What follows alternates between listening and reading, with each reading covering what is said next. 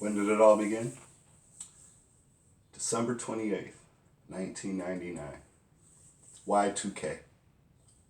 I was ready. I was living in a home. I rented a room along with 4 other people. I worked a full-time job and I owned a 15-year-old car. My supplies consisted of 24 bottles of water, 24 bottles of beer,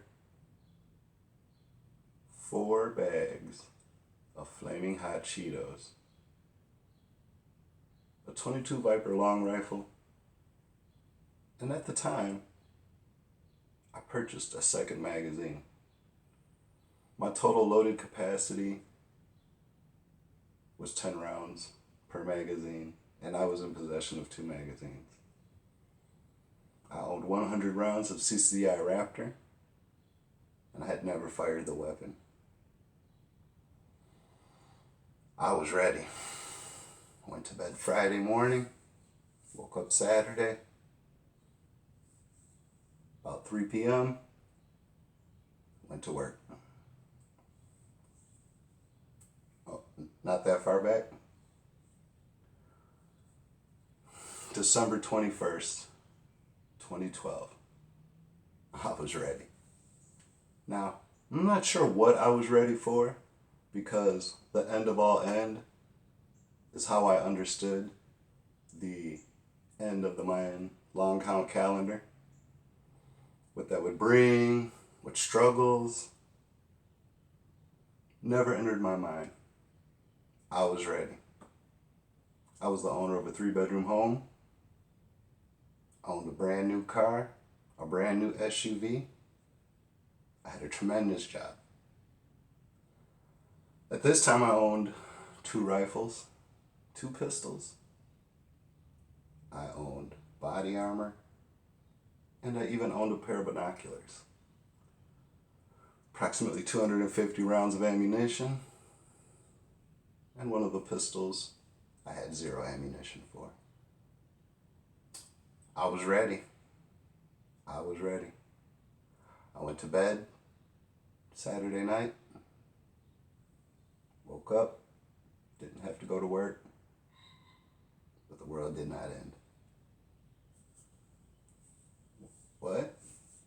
You don't want to hear about any more of my unicorn stories? Alright. Ultralight. So ultralight hit in my life in the middle of 2004. At this time, I had $80,000 mortgage, 2 brand new cars in the driveway, 2 dogs, 2 cats, and a house that was being demolished down to the foundation while me and my girlfriend lived there. Needless to say, it was a struggle and it didn't work. Unfortunately, at that time, the economy had begun to slide, and the $80,000 we owed on that house, plus the $80,000 we were investing in that house, would never see a return. And we made the decision to walk away. I moved to an apartment, and it was interesting, to say the least. Fast forward to 2008, I'm working, making decent money. The housing market is down, and when I say down, I mean way down. I was looking at houses in the price range of $500 to $2,500. I was paying approximately $800 in rent and decided this was my time to strike. I would be rich. I would buy $500 houses, rent them out, and the empire had begun. Put my offer in on a home that I was going to move into. The next day, I lost my job.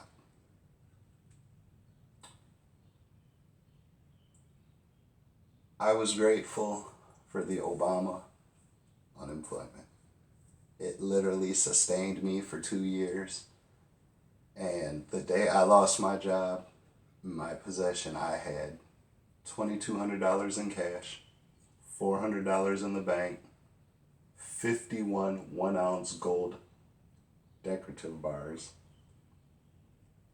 and no idea of what I was going to do next. I moved in to the city of Detroit in the year 2008. It was a culture shock. And I don't know that the shock is over. Upon moving to the city of Detroit, I invested another $1,500 into a $2,500 house I purchased, moved in, and continued with my job.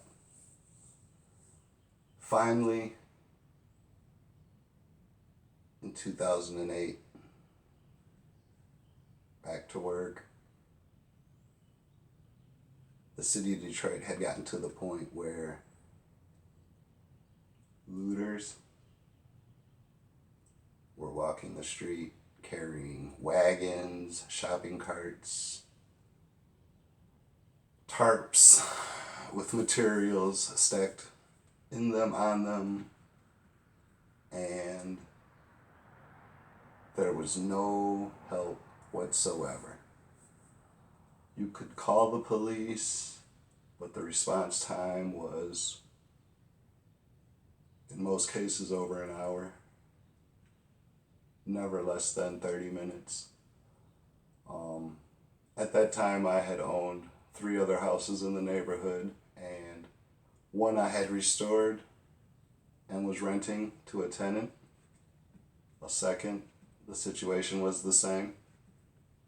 And the third, I had begun to restore, but because of its location, no one would ever look at the house for rent, and to keep looters, trespassers, thieves from the property was next to impossible.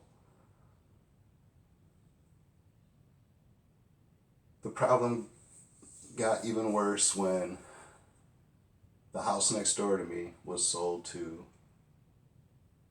a family, which consisted of 2 non-working adults and 7 children under the age of 10. I was literally a prisoner in my own home, and my property and possessions were destroyed systematically and without care by the people that lived one door away from me. The situation became so bad that when I would leave to go to work and return home, a window from my house, which was an identical match to every other window in that house, would be removed, installed on the house next door, and the Detroit police would inform me that I had to take them to court and that I could not stop them or retrieve my property. 2013, I decided I needed to move, and I wasn't ready to leave Detroit.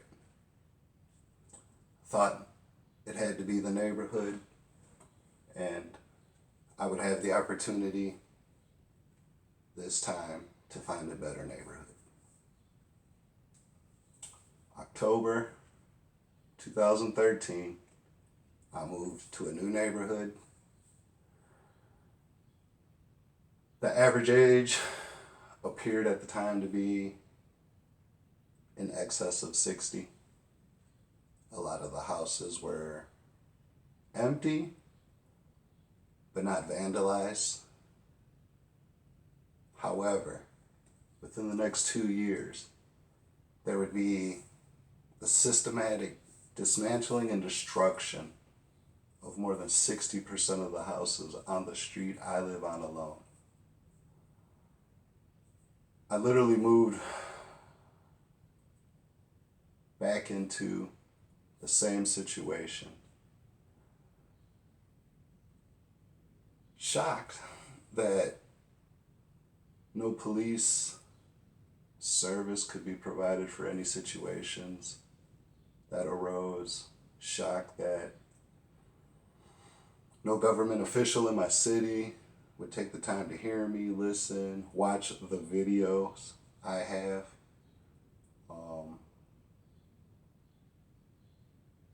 I will say that the rest of this story does involve my new neighbors making the news about halfway through. I hope you come back. I hope you enjoyed, and I hope you have a good day.